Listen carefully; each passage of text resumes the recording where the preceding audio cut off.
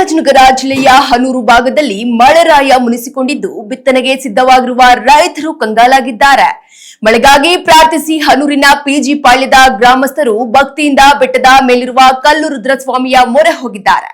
ಈ ಭಾಗದಲ್ಲಿ ದೀರ್ಘಕಾಲದಿಂದ ಇರುವ ನಂಬಿಕೆಯ ಪ್ರಕಾರ ಕಲ್ಲು ರುದ್ರಸ್ವಾಮಿಗೆ ವಿಶೇಷ ಪೂಜೆ ಸಲ್ಲಿಸಿದರೆ ಮಳೆ ಖಂಡಿತವಾಗಿ ಬರುತ್ತದೆಯಂತೆ.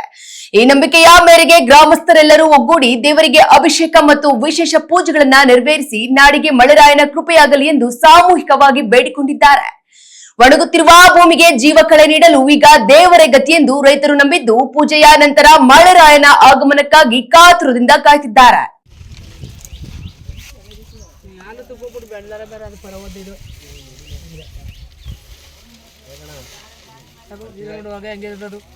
ಬರ್ಬೇಕು ನೋಡಲ್ಲಿ ಹೆಂಗ್ ಗೊತ್ತು ಹಾಕ್ಬೇಕು